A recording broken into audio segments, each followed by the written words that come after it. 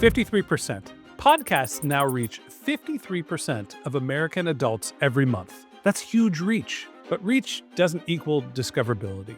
More shows, more competition, more noise. And if you're relying on algorithms or word of mouth to do the heavy lifting, you're probably stuck. So what's the organic growth playbook that actually works? When can't you buy your audience? I'm Benjamin Shapiro, and joining me today is Cody Gough, a podcast growth strategist who also works at NerdWallet, and a longtime operator who's scaled award-winning shows for major brands. And today, Cody's going to break down what actually drives sustainable organic growths in podcasting.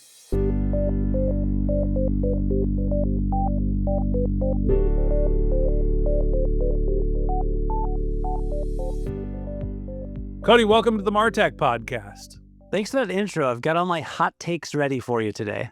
Well, I'm excited to have you here. You're the man behind multiple podcasts that we all know and love. I know that you're working at NerdWallet. You're also a strategist, and I want your strategist brain, not your NerdWallet brain, as much as we love the finance and the podcasting and all that stuff. I want you to help me. This is a little bit of a selfish episode. Let's not kid ourselves. Organic growth and podcasting, sign me up. Give me the lay of the land here. Walk me through the process for podcast SEO. Podcast SEO means you really need to pay attention to the words that you're using, and that's in titles and descriptions, but like really in titles and in titles and in publishers too. Like even the publisher name. Like I worked for a brand for Curiosity was a startup that I worked for that was acquired later by Discovery. And like, if we put the publisher name of the podcast as published by Curiosity, great. But we were a science podcast. We literally could have named ourselves like the publisher is like Curiosity Education or like Curiosity Science, just to get that science keyword in there. Stuff like that, you can kind of cheat a little bit, but you just got to make sure that everything is in those titles and even the publisher names, so that you're searchable. Searchable, sure, but does this stuff actually work, right? I've been doing podcasts. We've got thousands of titles across multiple different shows. We never really change our titles. We do very little optimization, and organic growth just is something that happens on the side. Sometimes an episode hits and gets organic growth, and sometimes it doesn't. It doesn't seem like there's a rhyme or a reason. We always follow the same practice. How should you think about organic growth when it comes to your media? Yeah. So there was a tool that I used a while back called Voxelize. They don't exist anymore, so don't look them up.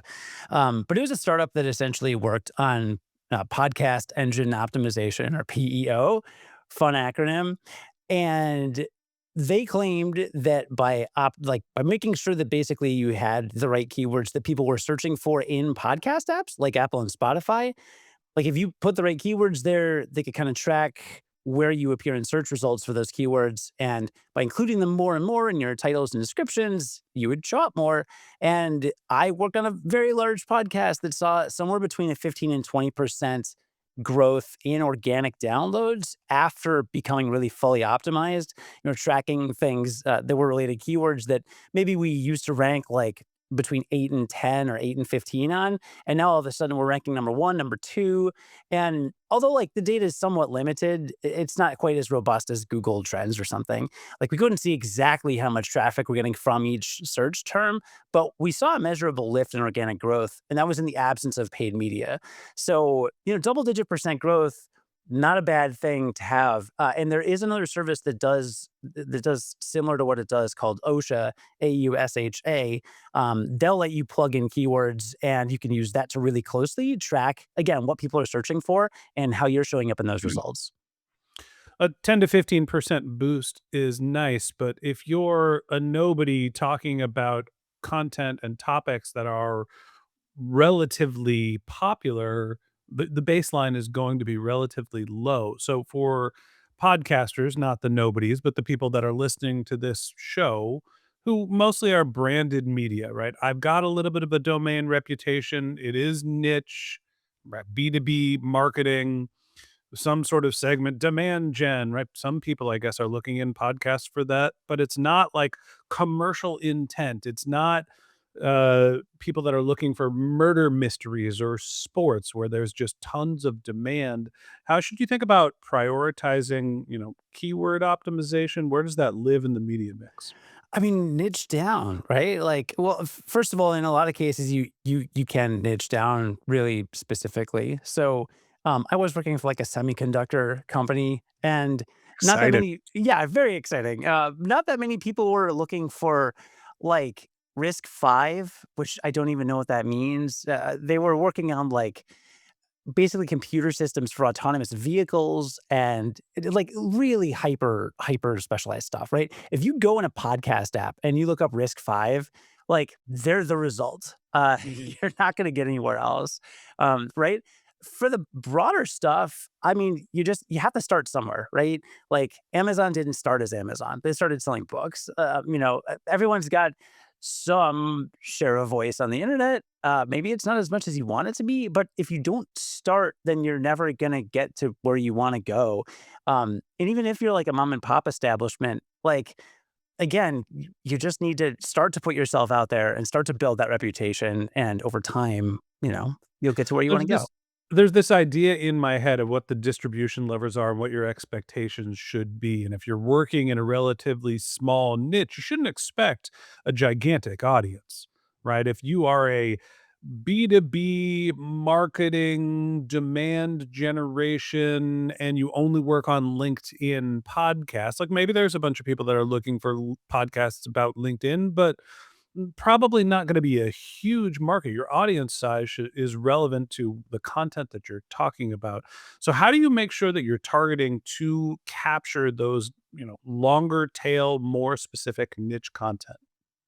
So I think this is going to answer your question, but correct me if I'm off on this. You want to reach the people that you want to reach, right? And part of that is going where they are. And like you mentioned LinkedIn, like if you're in a niche industry or you're in any industry and you've got business contacts, potential customers, past clients, whatever, and you're all connected, like that's when you start putting your stuff there, right? Like it's not like you just like make a podcast about something, you throw it up on Apple Podcasts and Spotify and then hope people find it. You need to be putting it somewhere. You need to email it to the people you're connected to. You need to be posting clips on LinkedIn if there's video. And you need to proactively be putting it in front of the people that are most likely to consume it. And then from there, growth can happen as begin to develop a reputation within your niche or within your industry or whatever it may be. 7 years ago, 8 years ago, I think you started your podcast, and not that many people knew the Martech podcast, and now a whole lot do, right? And that's in part because like so many connections have talked to each other about it and said like, check out this show and all that kind of stuff. I hope that's what's happening. I think what actually happened is there was a vacuum of demand that people were actually looking for MarTech because the industry was starting to become reputable. And when people are starting to look for knowledge and education about a specific topic, where do they look?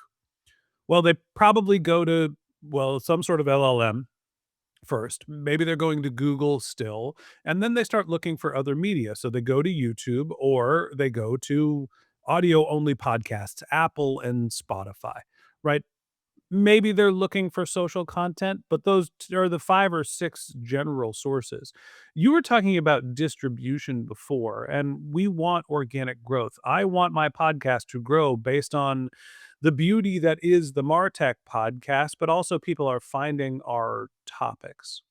How do you think about not only creating topics that are right for the channel, but also making sure that you're modifying the topic so each individual algorithm across all these different platforms love them? Well, you're not going to find a one size fits all. So, like, I'm sorry, podcast producers and marketing people that think, like, I'll make a video podcast and then I'll just clip from it. And then I've got everything I need for TikTok and Instagram and YouTube and LinkedIn clips. Like, they're all different dialects of the internet. And you have to really like tailor them to that. So, like, for example, a lot of people post out of context clips of podcasts on LinkedIn, which can be fine, but it's better if you've designed for that. So you need to go from like, I just did a 30-minute conversation. I'm going to go back and see if there's something that works for LinkedIn or YouTube. And instead, what I'm going to say is I'm going to deliberately design my podcast so I have a section or a segment where I'm asking the guest something really pointed in a way where I know I can go back and I can pull that, and it's already got a hook built into it. I believe you do this with your lightning round Oh, you're questions. giving away all the secrets. not to, not to, pull back the curtain too much, but it's a perfect example, right? Or if you were to ask me like, hey, Cody, how about this concept? Explain it in 30 seconds. Then I'm now on the spot. Maybe I won't hit the 30 seconds, but I'm going to have something relatively concise that's going to play well on other platforms. Cody, this is one of those episodes where I feel like I just need to throw away the script and the questions that's sitting in front, and we need to debate what we're actually doing and talking about what works. And you've done it a little bit here. So, hey, script, whew, goodbye. Let's go.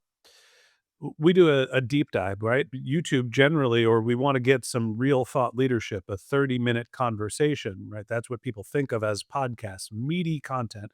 And we put it on YouTube, but really people are consuming the long form content in audio only. But then we realize, all right, the world wants social shorts and they want more snackable content. We need to put our content in all these different places. So we started doing this lightning round, which you and I are going to do at the end of this episode. So I have essentially a 5-minute conversation instead of a 30-minute conversation that I could take the 1 minute worth of real deep knowledge, clip it together, and now I've got a 1 minute social short. Right. And so we ask 5 questions at the end and we have a deep dive. Now we've got long format, short format content, and we write titles after the fact. What are we doing wrong? Oh no. Well, okay. You're supposed to write the titles before the fact. That's what I've read and been told and learned from many peers. How realistic is that? It depends. It depends a little bit on your guess, but it doesn't really give you much room for surprises. Like when I was at Discovery, I interviewed a climate scientist about this book she had written about natural disasters through history. And the conversation went totally left field. And we ended up talking about science communication because really her goal is like, how do I help people understand earthquakes and hurricanes and when volcanoes go off and stuff? And the whole context of the episode changed. So when I'm editing, if I had said like, here's a podcast about natural disasters, it would have been a lie because it was about how we talk about natural disasters.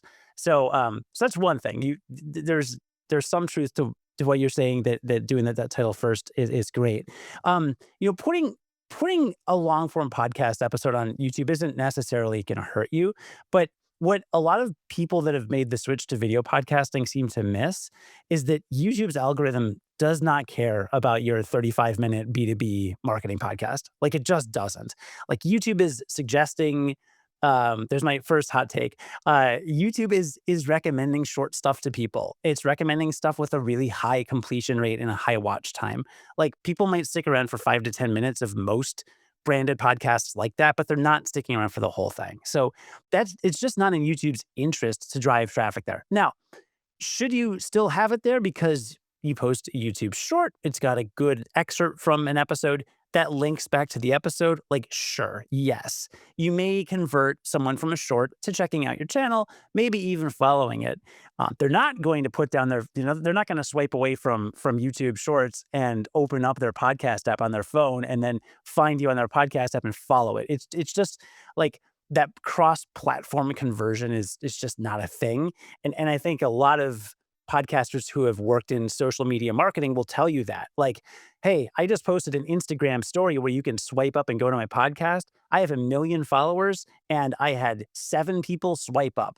Like I've literally had that happen before. Not a great conversion rate. Not a great conversion rate, right? So I don't remember what your initial question was, but what people are doing wrong. I think what people are doing wrong is thinking YouTube loves podcasts now. I'm going to now do a video podcast for YouTube. And it's like, no, not exactly. YouTube likes video content that's good and engaging and short and clicky. And that's more going to be shorts. So you've got to kind of understand like the context of everything you're building and where to put it. You know, it's funny, we've gone back and forth about this. Should we record the conversation, see what comes out, and then title it appropriately? Or should we do our research and figure out what the hot topics are and then craft the content around the hot topics. We're doing the latter now. I go and I look for what are the topics. The truth is, I look for who are the guests and the people that I want to talk to that are influential in the MarTech industry.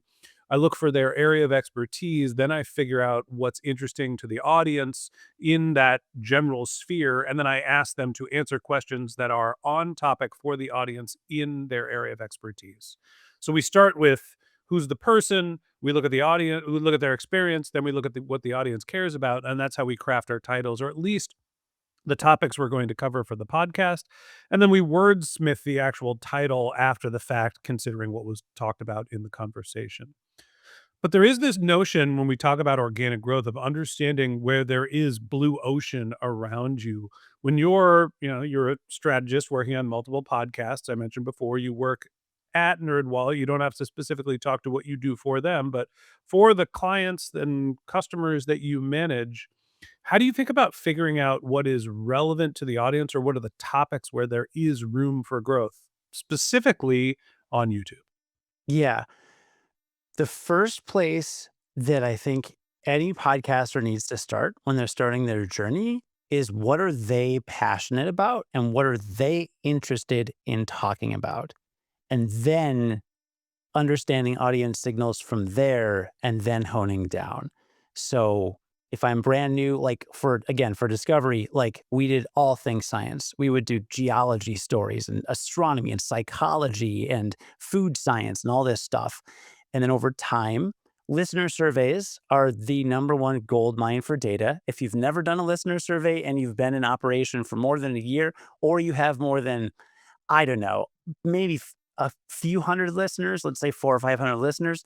If you've hit either of those milestones and you've not done a listener survey, then it's okay. I forgive you, but you should do that. Now's the time to do that. We've Um, got 20,000 followers. I've been doing this for 8 years. How do you do a listener survey? I'm sure you've done some listener service. Never. The, so the number one resource for this, there's a book. It's also an audiobook called The Audience is Listening by Tom Webster. Tom Webster is like the god of podcasting, basically. He's just like, he just knows everything. But a couple highlights from that in terms of executionally, it's sky's the limit. Google Forms. Just go on Google, make a Google form, literally list, 10, 20 questions, and then tell your listeners about it. It doesn't matter where you host it. You can do SurveyMonkey. You could do your website with an intake form that you design, Google form, whatever. You can collect it however you want. What's really important is you only promote it on your podcast, because if you put it on your website, then some random website list like visitor may like fill it out and they've never heard your podcast before. But you don't want, this is not a market research activity in terms of your potential addressable market. This is you getting data on who's listening, because you want to double down on what's working for them so that more people like them start to come to your podcast and they start to share, and it makes it a more like shareable kind of product. And then in terms of like what questions you ask, right? There's the demographic information. I kind of think of it in three categories, three buckets. One is the demographic information. Who are you? And, what's your household income? Or what business are you in? All that kind of stuff. Number two would be content, like preferences. Like, what do you want to hear more of? What do you want to hear less of, essentially? And then third is like kind of formatting stuff. Like, are we too long? Are we too short? And then any other questions that you have, and any question, anything that you're unclear on, right? Like maybe your completion rates are all over the board, or maybe you see inconsistent performance whenever you interview somebody that's like works as a CTO somewhere. It's like, well, sometimes the CTOs hit real big, sometimes those totally flop. Like, what does my audience think of this? So whatever you're curious about, and then again, go buy Tom's book and he'll have more questions for you. But think of it in terms of those buckets at the very least, to kind of get as much info as you can. I'm torn on this. Of course, you should talk to your consumers and understand what they want. That's something I'm embarrassed to say that we've never done. I get feedback on LinkedIn. People write, and then I ask them, what could we do better on the show? And I generally try to keep my finger on the pulse of who's listening to the podcast and look at what topics are interesting to them. I feel like self-reporting sometimes doesn't always give you the true answers. So my feeling is you can use the tools at our disposal, like SEO tools, to understand what are the hot topics or what are the up and coming topics and try to be a first mover. I'll Fundamentally, there's go ahead. If I can jump in real quick on that. So, yes, there's selection bias. You for sure get that. I've hosted and worked on podcasts that are obviously skew male and more women take the survey because I read somewhere one time, don't quote me on this, that like women are more likely to take surveys or something like that. So yes, take some of that with a grain of salt, but there's an art to the way that you can ask the questions as well. Because if you say something like, "What's your favorite part of our show?" Like, maybe they think one thing, maybe it's different another day, something like that. But one of the ways Tom phrases it in one of the questions is like, if we stop doing the show tomorrow, what's the thing you would miss the most about it? And just like simple little reframings like that can give you a little bit, like it just makes people think about things a little bit differently, to where you're not asking them like, do this 1 to 5 or stack rank, what your favorite thing is, because that is a little bit kind of arbitrary. And one other thing that is highly recommended is like when you can capture those listeners' information that take the survey, talk to them one on one after. Like literally say, "Can I email you after this and get more information?"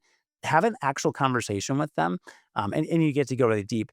But also going back to what you said about having not done a listener survey before, like what works, and this goes back to what I was talking about when I said that a podcaster should start by talking about what interests them. Like you have a strong point of view on what you find interesting, and you've attracted an audience that finds what you find interesting also interesting. So that's fine and that's valid. And you can get to a point where you pretty much know what works, right? I'm guessing there haven't been a ton of huge surprises from you where you post an episode and you're just like, man, that totally bombed and I thought it would do well. Have you? I think about it differently. Yes, we've had episodes that don't do well. And honestly, like we supplement organic growth with paid, and so we have a baseline of known results because of the media buying that we do. And that's kind of like the elephant in the room of like driving organic growth. Slow, risky, like and incredibly profitable when you can do it successfully. It's the reason why I was so interested in having this conversation.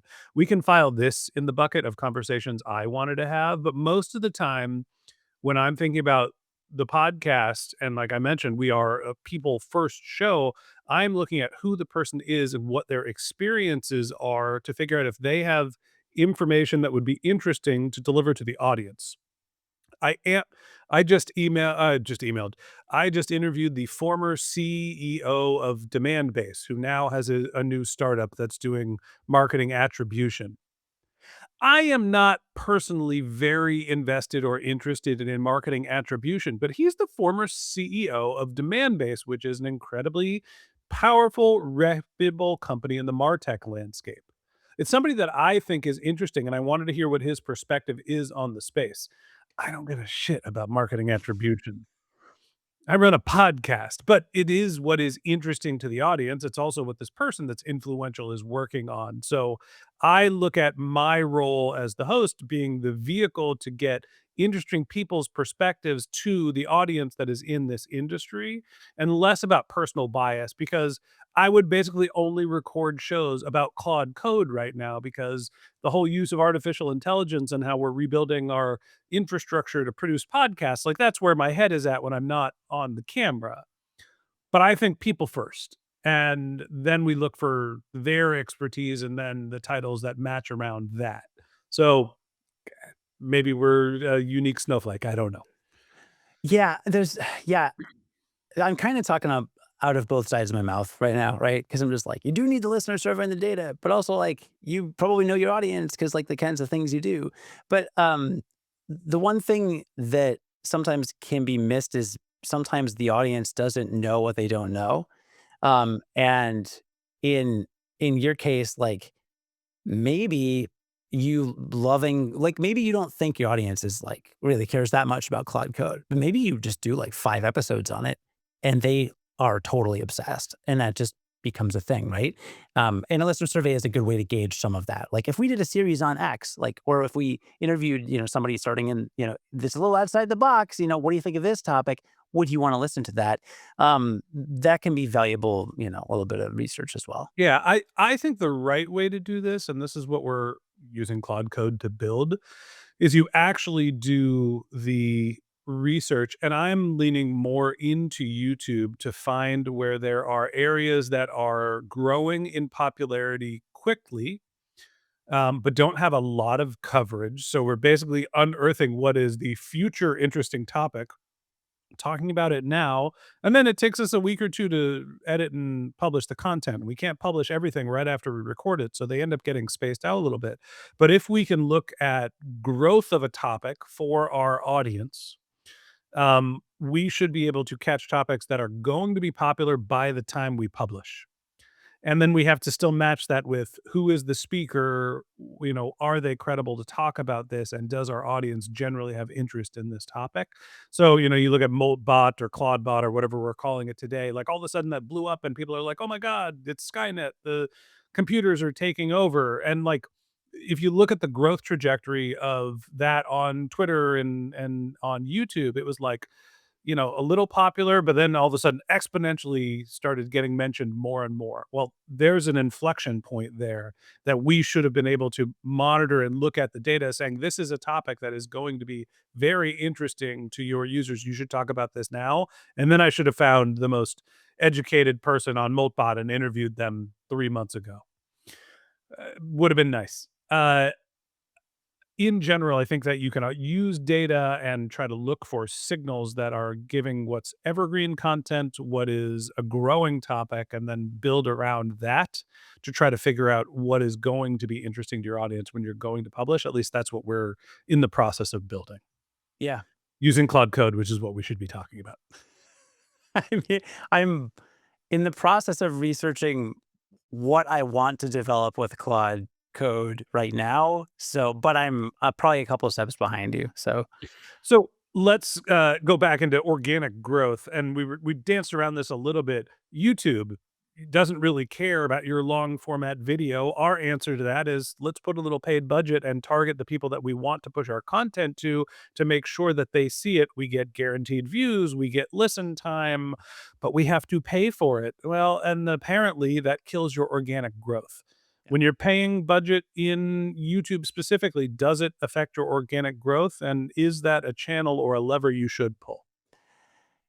Yeah, look, if your strategy is have a budget and use that budget to get the video in front of people, awesome. If your strategy is I want to organically grow a channel and gradually build an audience on YouTube, don't pay money to YouTube because they will just stop helping you as soon as you stop paying them. I've seen channels just die, after they try a little bit of paid spend. The other thing is like it's deceptively difficult to use YouTube advertising in a way that actually attracts like loyal subscribers that will actually continue to come back. You've got to be really good at it. I've done some YouTube advertising, but I'm not an expert in it. But of the YouTube growth strategists I've talked to, a lot of them just say like, can we please just not pay like money for this? I've also heard the same about TikTok, by the way, from social media managers I've worked with. It's just like, we don't need TikTok. We don't like the algorithm on TikTok is a really pro growth algorithm.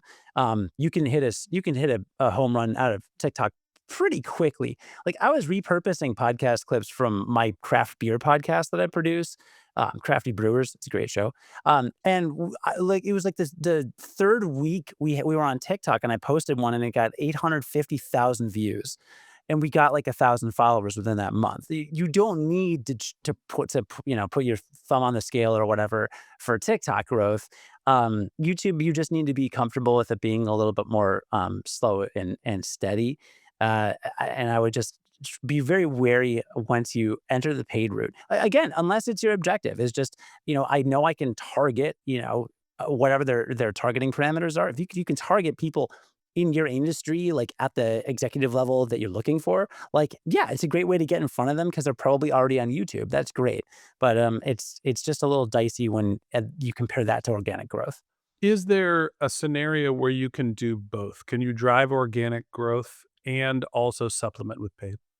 It's really about using paid very strategically. And for my money, using paid and I have a lot of paid media, like I've managed a lot of paid media. So this is definitely my bread and butter, but advertising the audio version of your podcast, or at least just the podcast app version of your podcast. Spotify has native advertising in it now, so you can go do some self-serve ads on Spotify and get people consuming your video podcast there. But there are other much more efficient and impactful places where you can advertise your audio podcast, where it's not going to mess with any algorithms, it's not going to mess with YouTube. Um, and I would recommend putting the lion's share of the media budget there. Uh, I'm on their board, so I will give a non-sponsored but very heartfelt promotion to Mopod, who is, in my opinion, the best in class when you're talking about growing the audio portion of your podcast. And we've used them, and it's one of our secrets You're on their to growing board? a podcast. Yeah. Okay.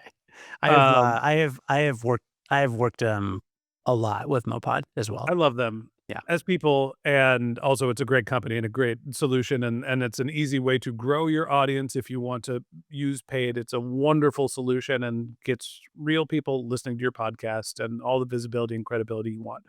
Um, and then you get into the YouTube side, which is everybody thinks they need to be there, and all of a sudden shows like, MarTech and, other shows, it's really hard to craft organic growth because it just takes a ton of time, and so, then you have this decision of, should I pay or shouldn't to grow an audience? And for me, the answer is, I know I could target the people that I want to listen to this content, and it is not very expensive. I'm gonna go pay to promote the content and make sure it gets out to a very tightly targeted audience of people that work in the MarTech industry and a specific number of companies and at specific job functions and household income and all the targeting that you wanna do, and so I, really try to be strategic about who we're targeting instead of hoping that they're on YouTube and hoping that YouTube's algorithm just says, "Okay, this is gonna be a popular episode." Organic growth is really tricky on YouTube. There are companies, and we've interviewed them that are like, "Nope, that's the only way to go." The value prop for niche shows seems to be very challenging in my opinion. Yeah. And It it goes back to, like, if you've got a really niche show, then you can make a lot of money typically from, these clients. Like, I worked on a podcast called, like, The Manufacturing Executive, right? It had, like, 10 listeners or something, but one of them called up the host and was like, "I would like to give you $3 million for a thing because I like your podcast." It's like, well, okay, there's some positive ROI. So if you're in a situation like that and you're able to target that specifically, like, yeah, go for it on YouTube. Sounds good. But, yeah, just slow and steady wins the race on there, unfortunately. But I will say organically, if you do want to grow your audience faster, that's where shorts come in handy. Because YouTube does, I said they don't care about your 35-minute B2B podcast. They do like shorts. They love shorts. They're trying to compete with everybody right now, right? Because video shorts are just the internet nowadays, right? LinkedIn has it, TikTok, obviously Instagram, YouTube shorts. And they tend to just show it to more people. Like that craft beer podcast, it'll only have like 50 to 100 views per full episode, but every short I posted got 1,000 plus, like every single one. And we saw some conversions from that. Some people went and checked out the episodes. Some people turned into subscribers. Not a massive portion, but we're talking about you get 10x the reach when you're posting a short versus the full episode. Yep. Here's my takeaway. You have to make a decision between paid or organic with YouTube specifically. Your titles are what really is going to drive organic growth. And on YouTube, your thumbnail and what copy and imagery has to be related to your title and also have to pay off in the first 30 seconds of what you're saying to the podcast to get somebody to actually engage. But driving organic growth is unpredictable and slow. And so you need to be using data, using judgment, understanding your audience, and practicing trial and error. And there are no guarantees to driving organic growth, specifically when you're in a subject matter that does not have a huge market. What did I get wrong? If we're talking about getting an audio podcast off the ground, I would almost always recommend some sort of paid budget, unless you already have a large owned audience. That means if you have a lot of website traffic and you can stick a banner up there that says, check out our podcast, or if particularly an email list, Like a curiosity, we had like 3 million people on our email distribution list. And so the podcast off the bat had like 30,000 followers because we just promoted it there. So if you've got an existing audience, great. But if you are much smaller and you want to get a podcast off the ground, which I think is a great idea, I would typically put a little bit of money in that upfront, just the audio part. Don't worry about the video. Whether it's an audio or video podcast, just advertise in the right places on the right apps to get a little bit of a boost at the start and then roll organic from there. If you've been going for a while, you could do the same thing, but you're right. Or slow and steady is going to be what organic looks like. All right, Cody, now it's time to move on to our lightning round where I'm going to ask you a couple of MarTech related questions, specifically centered around your experience in organic podcast growth. Are you ready? Probably not, but we'll try anyway. We're going to do it. We're going to force you into it. All right, here we go. What is the one single most common mistake you see in podcast titles, and what's the fastest way to fix it? People use people's names when no one's searching for those names. Like I talked today, I like the title will be like a Katarina Moses from blah blah blah. And like the thing is, no one very likely in the world is going into Spotify and searching a Katarina Moses unless they're researching her for another podcast that they're about to interview her on, which I've done many times. Um, so just don't do it. Just give the value, put the guest's name, unless it's a really, really high profile guest, which I saw you did with the CEO of Reich. I think it was a former CEO of Reich or CMO of Reich. Um, or maybe no, HubSpot. It was HubSpot, the HubSpot guy. Yeah, you put his name in the title because like the dude was a huge deal at HubSpot, which is a huge deal, right? If you're talking to the CEO of Microsoft, yeah, okay. But like for the most part, most people at most companies are not being searched for like Brad Pitt or whatever. Yeah, and it's funny. We have gone back and forth about this. How much should we be trying to own the guest's name and company combination, in our organic growth strategy, or how much should we be trying to own the topic? And for us, the companies tend to be more recognizable. But if it is not the chief executive something of a major company, right? When I interviewed Alex Schultz, who's the CMO of Meta, Alex Schultz, CMO of Meta, says blank is a logical title. If I am interviewing somebody who is the head of demand at a demand generation company, I interviewed Sarah from Qualified. I don't think people understand who Sarah from Qualified is. They might not even know Qualified, but they do understand AI SDRs. And that's the hot topic, and that's probably what people are looking for. So you have to use your judgment on how truly impactful is the person's name, the company, and then what is the actual topic. Generally, I lean topic. You know what my biggest no-no is? Stop putting the damn episode numbers in your titles. They don't need to be there. I mean, I was gonna say that, but like first. There's those two things on that. Yes, one, that's like amateur hour. Two, This American Life does it, which drives me crazy because This American Life is, for my money, the best podcast ever made. Like, and it's not even close. It's just perfect.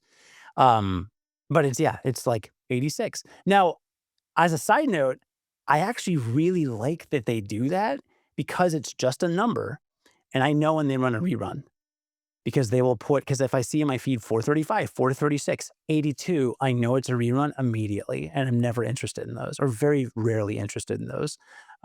So they're the one exception, but that's like using Rogan as an example for anything. Like you That's just the don't. exception, not the Yeah, rule. they're very much the exception. But yes, agreed. If you're not This American Life or Joe Rogan, please don't put the episode number in your podcast. All right.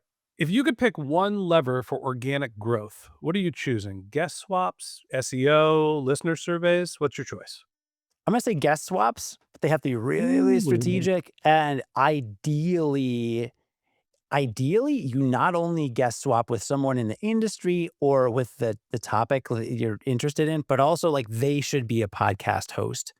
I've just seen way better returns on that. So if I were you, uh, don't do a favor for somebody so that some random employee can come on your show. Swap guests as like with another podcast host. I want my name with a big TM and a smiling picture of me next to this. It's the swappertunity. Wow. You're welcome. I think that is the most valuable thing you can do as a podcaster is be in the industry, be in the niche, right? And start having conversations with other people that have shows to start getting credibility, putting yourself out there, showing that you are somebody that the audience will want to listen to. Like driving deep engagement, it is the swap. It is hard to scale that, right? There are only so many relevant podcasts in your niche most likely. And so you have to be careful of going on a bunch of podcasts that are, let's call them down market, but podcasts that don't really have audiences and that probably aren't worth your time. So be specific about who you're working with and try to understand if they have an actual following and an audience and if it's worth your time. But when it is and when they do, it's really worth it. I would add to that, don't ever look at your podcast peers as competitors. If you go to like Refonic and you can see like a web of what your listeners are also listening to.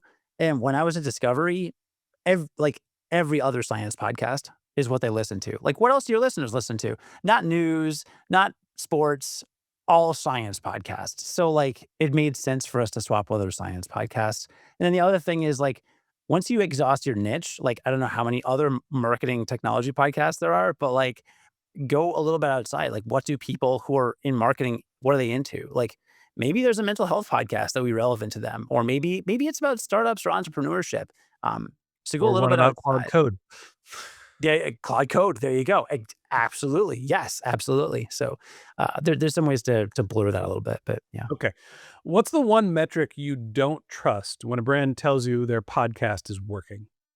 The easy answer is downloads. I'm supposed to say downloads, aren't I? I think You can say whatever you want, but downloads is correct. I think I'm supposed to say downloads because they're easy to game and they're not useless. I think it's overblown. Some people would be like, the only thing that matters is completion rate. And it's like, no, completion rate doesn't matter if you have 6 listeners. Like, I'm sorry. Like downloads are very important. You need to get them.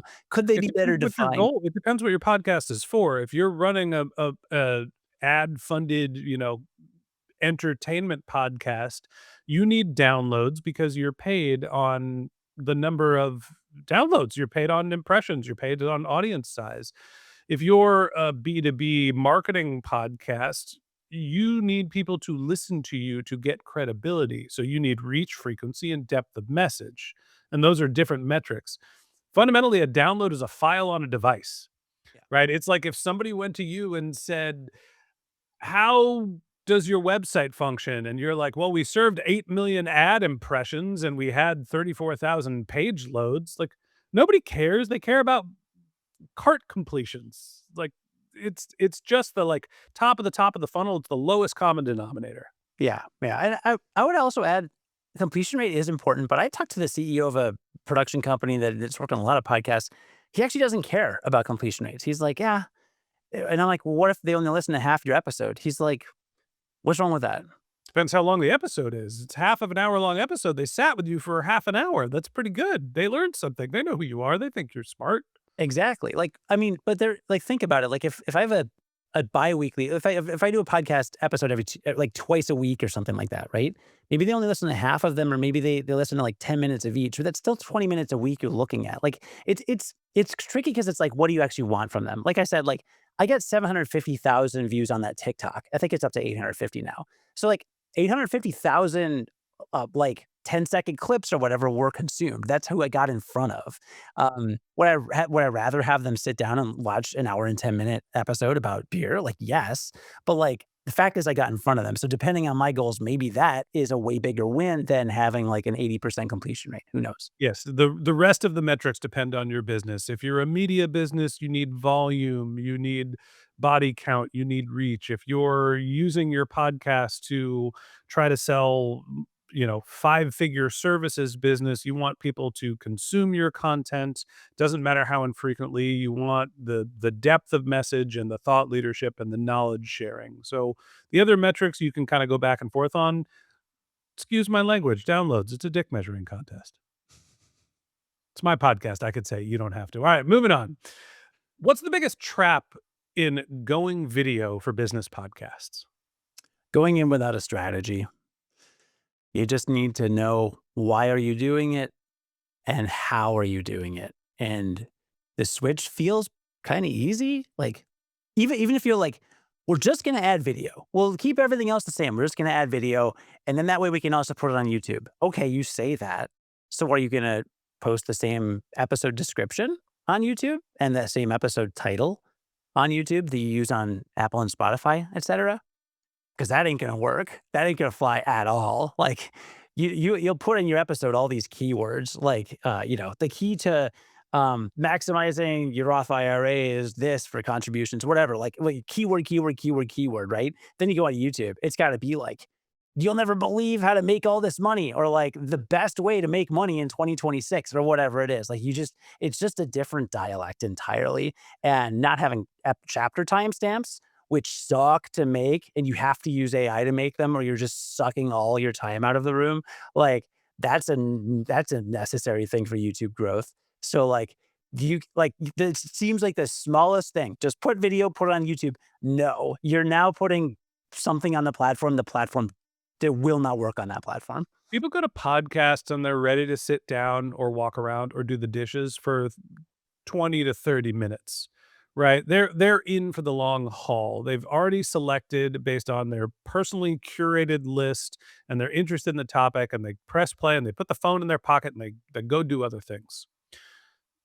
You can bullshit on a podcast. You can, "Hey, how you doing? What's the weather? Tell me about your background. Cool, what beer are you drinking today? What's your hair product? All right, let's get into the topic." That seems to work a little bit in audio, although I would argue that, the world is getting a little bit more sophisticated and just needs to get to the point.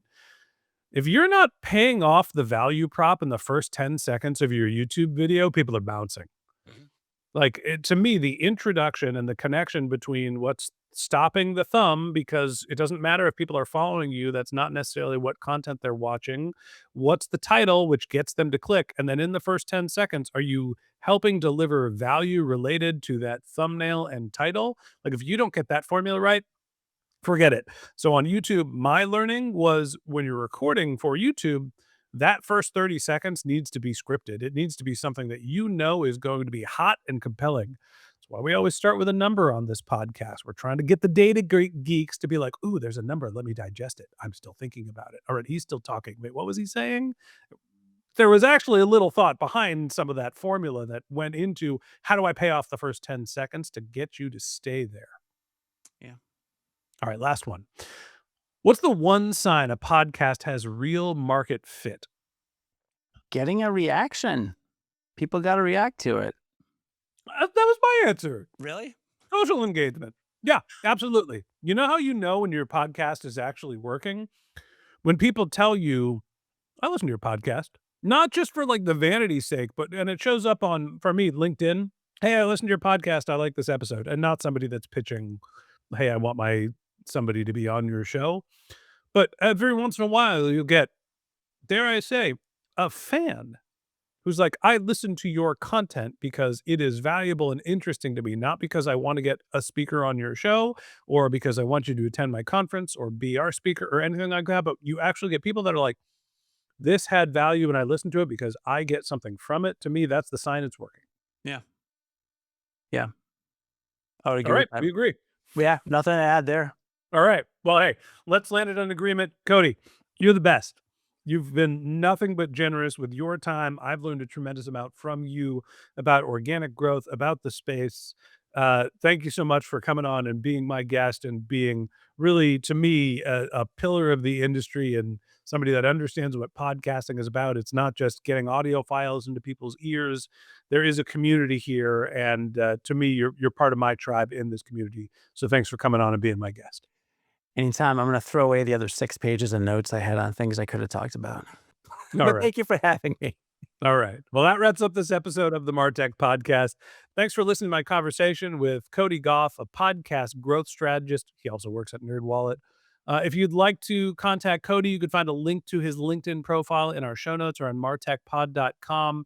You could always visit his personal website, which is podcastgrowthconsultant.com. And if you haven't subscribed yet and you want a daily stream of marketing and technology knowledge in your podcast feed, click the subscribe button in your podcast app or on YouTube, and we'll be back in your feed next week. All right, that's it for today. But until next time, my advice is to just focus on keeping your customers happy.